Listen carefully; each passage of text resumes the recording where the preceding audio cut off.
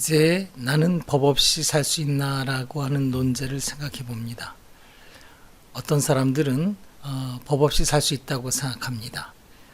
법의 영역과 법의 영역이 아닌 부분이 따로 있으니까 그 법 아닌 영역에서 살겠다는 생각입니다.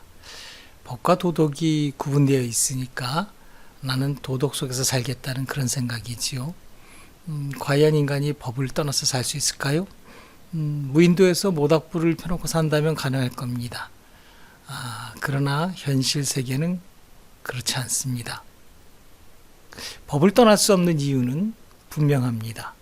두 가지를 생각해 볼 수 있겠는데요. 첫째는 법이 모든 사물을 전부 규율하고 있다는 거고요.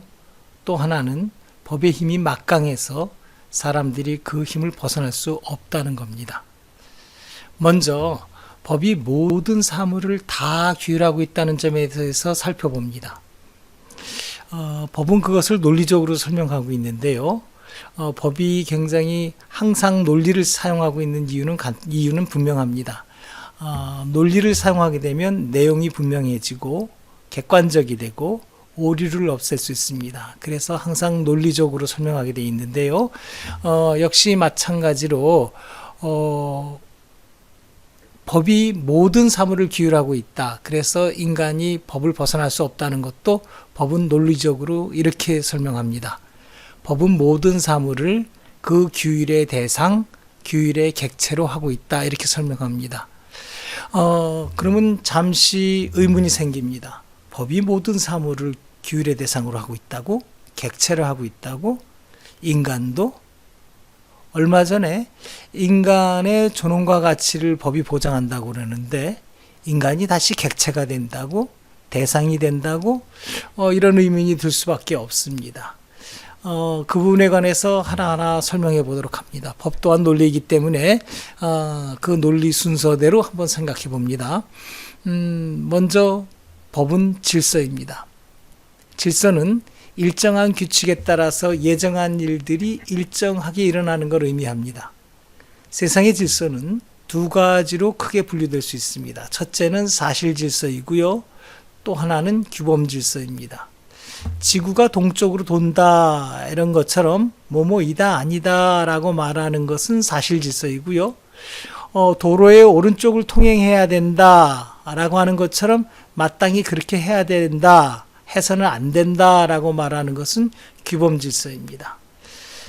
사실 질서는 사람의 마음과 상관없이 기계적으로 전개됩니다. 예를 들면 태양은 아침에 되면 뜨고 저녁이 되면 집니다. 물은 섭씨 0도에서 얼고요. 그 다음에 섭씨 100도가 되면 끓습니다. 인간은 태어나고 죽는다. 이런 것들은 모두 다 사실 질서인데 이 사실 질서는 일정한 조건이 갖춰지면 자동적으로, 기계적으로 그 결과가 발생하게 됩니다. 반면에 규범 질서는 그것이 지켜지는지 여부가 사람의 마음에 달려 있습니다. 일정한 조건이 같다 하더라도 사람의 마음에 따라서 그것을 지키기도 하고 지키지 않기도 하기 때문입니다. 여기 우리 법조문 예를 들어볼까요?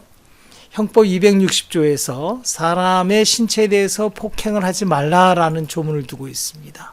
도로교통법 제5조는 도로를 통행할 때는 신호를 지켜야 된다라는 조문을 두고 있습니다. 그리고 민법에서는 매매를 한 경우에는 매도인은 물건을 판 사람이죠. 권리를 이전해야 되고 매수인은 물건 산 사람은 그 대금을 지급해야 된다라고 하는 의무 규정을 두고 있습니다. 이런 규범 질서에서 이런 규범 질서를 사람들은 당연히 따르는 건 아닙니다. 예를 들어 폭행과 관련해서 사람들이 서로 다투고 있는 상황에서 어떤 사람은 폭력을 행사하기도 하고 어떤 사람은 폭력을 행사하지 않습니다. 또 도로에서 대부분 사람들은 빨간색 신호등에서 스톱하지만 그냥 어떤 차량은 그냥 통과하기도 합니다.